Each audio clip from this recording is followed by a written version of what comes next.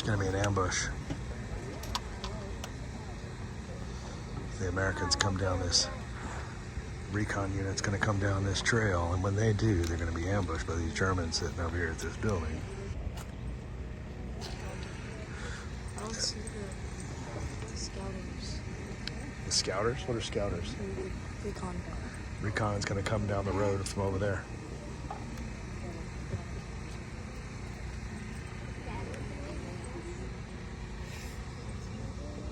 I have no idea where my son is. I don't know if he's still over there at the camp, or if he's out here part of this. I think he's over at the camp.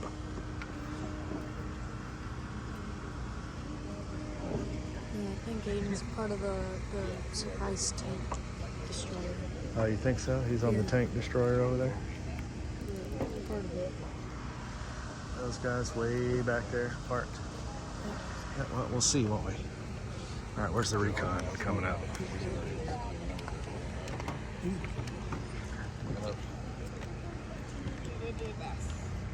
Well, I can't do that right now. I gotta take some video for your brother. All right, here comes the recon.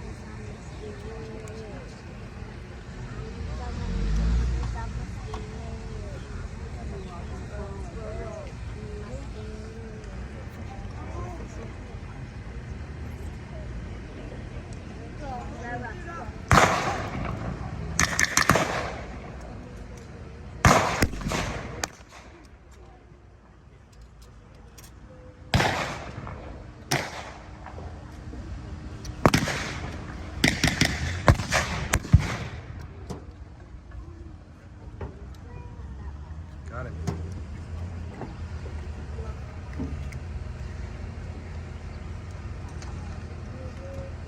Took out the... Boom, hit him again.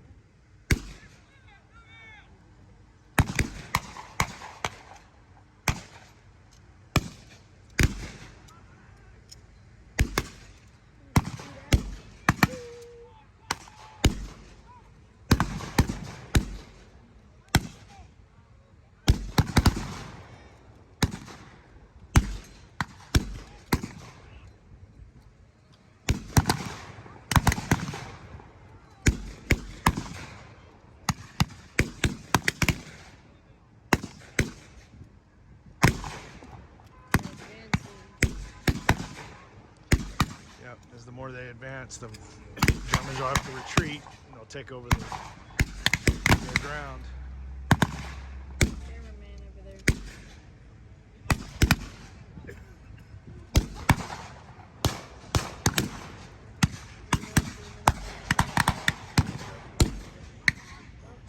Another mortar. Hey, here comes the king.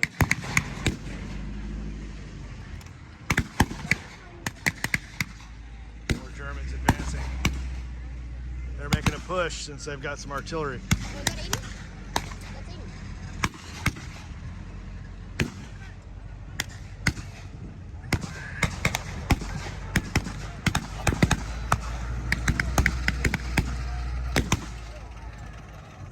Watch your ears.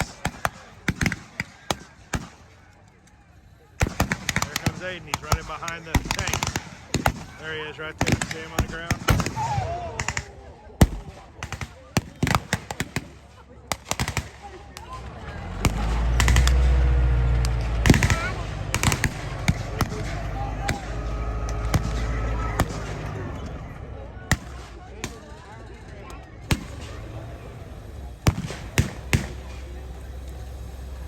Which one's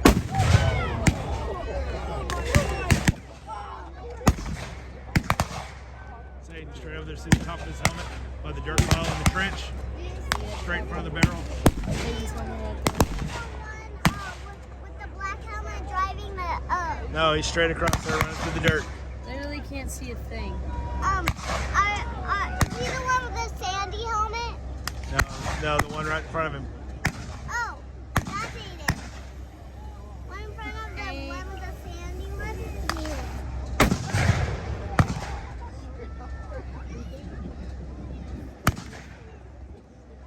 Gosh, that's cool.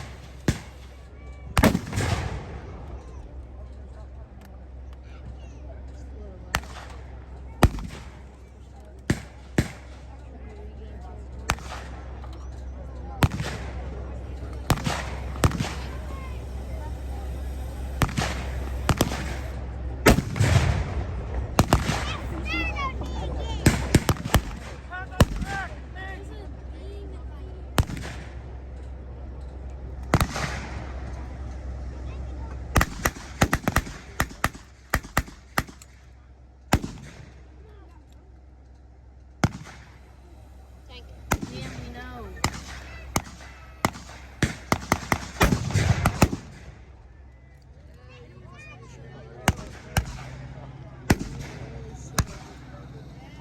They're going to bring in some artillery.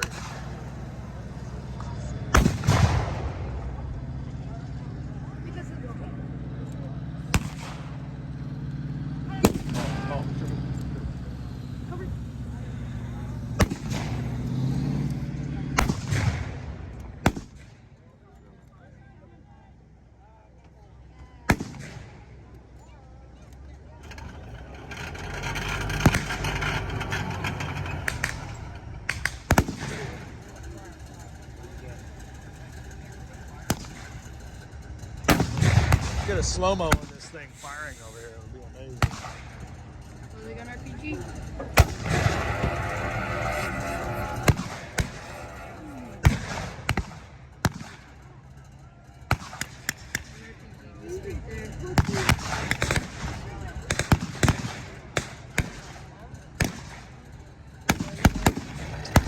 Bazooka.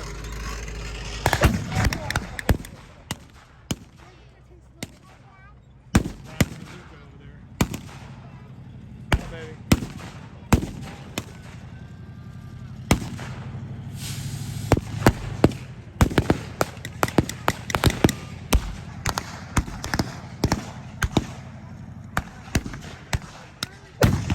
Come on, baby. Can I go get my We'll get it in just a minute. It's on the ground. Okay.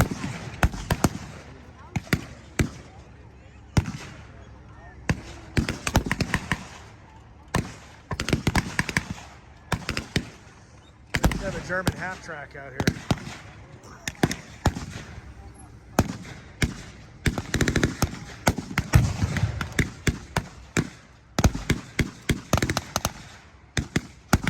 The German's gonna have to retreat here pretty quick.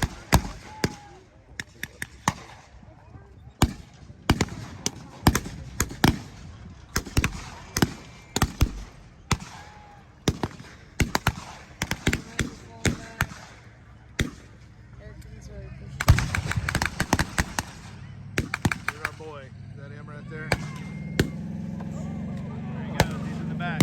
Oh, he fell down. Run,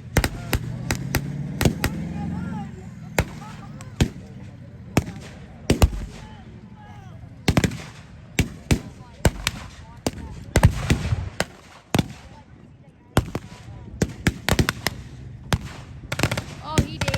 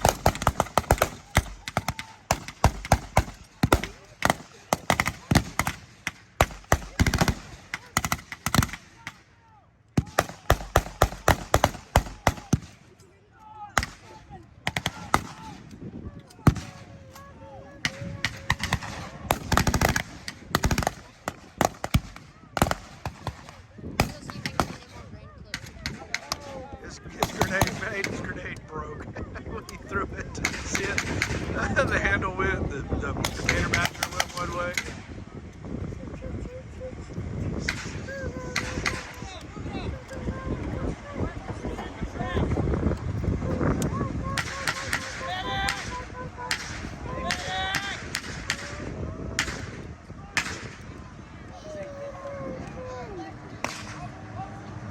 And we captured the German way over there. Yeah, they got another guy right over here too. That guy's been waiting for a while. Yeah, it's got some ants going on. Sun's real hot.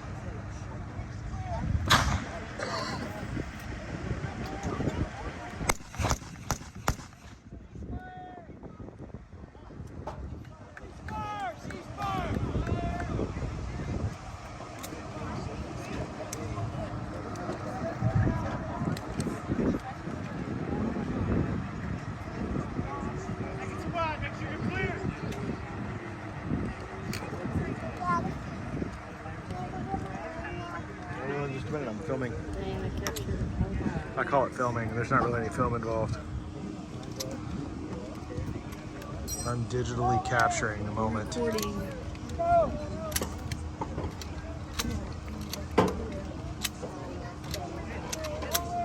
Guess that's the end. the quickest 45 minutes I've ever witnessed. I was like, wow.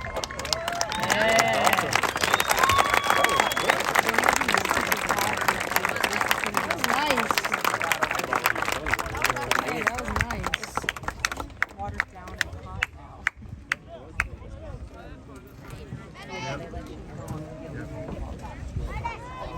His potato masher came apart.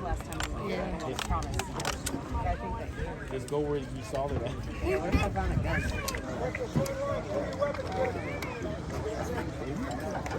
That's a nice potato masher.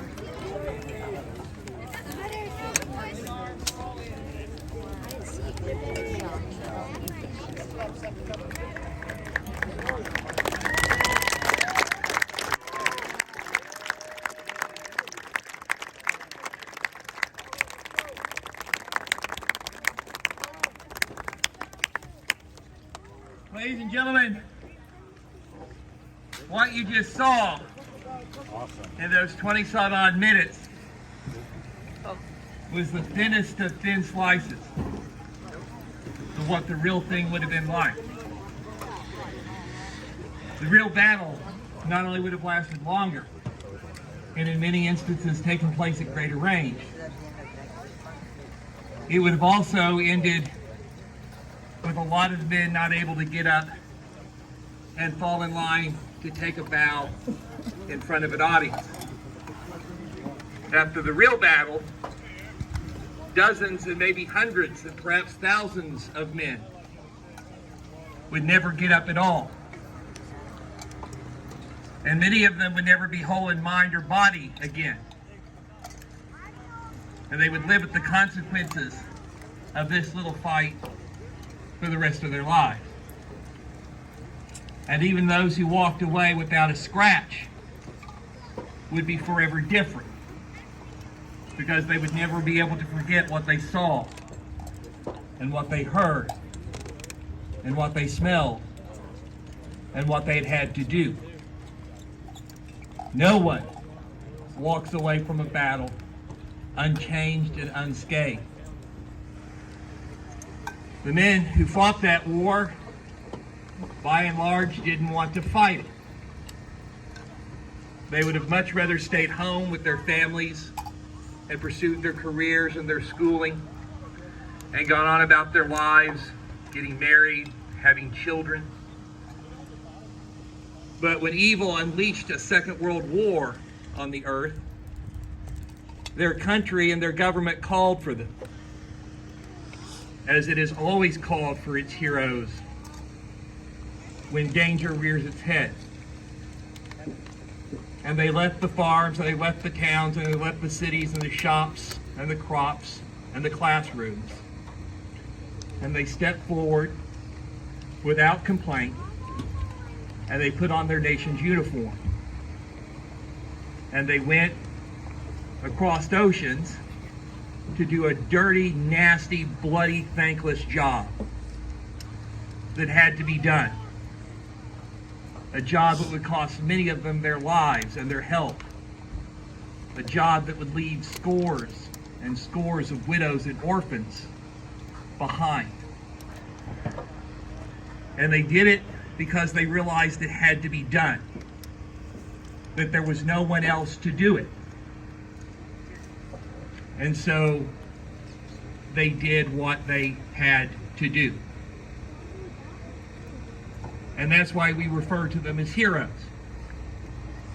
Because heroes always step into the breach. They always do what good men must do to prevent bad men from having their way. That's how it was in the 1940s. That's how it was before the 1940s, and that is the way it has been ever since the 1940s, and we unfortunately have lived to see the reality of that in our own time.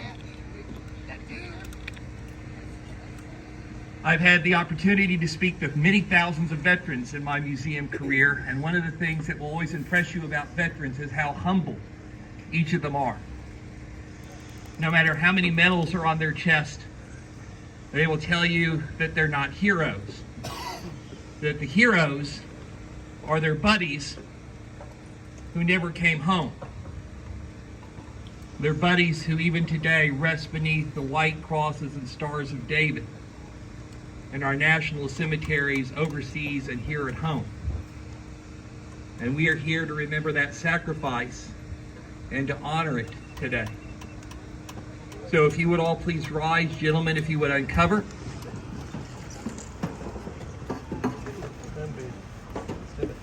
Company, present arms.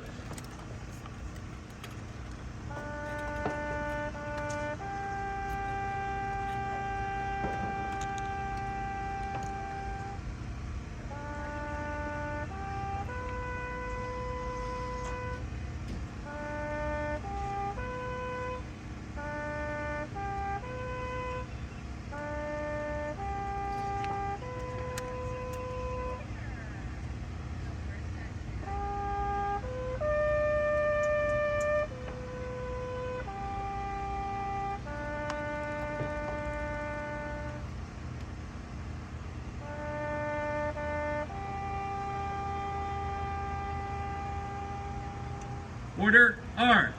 Please be seated.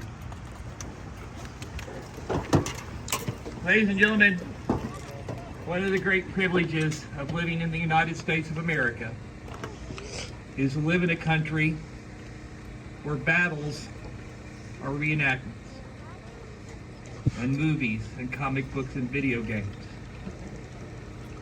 Something very different than the reality of combat that the people in Ukraine are experiencing even as we sit here today.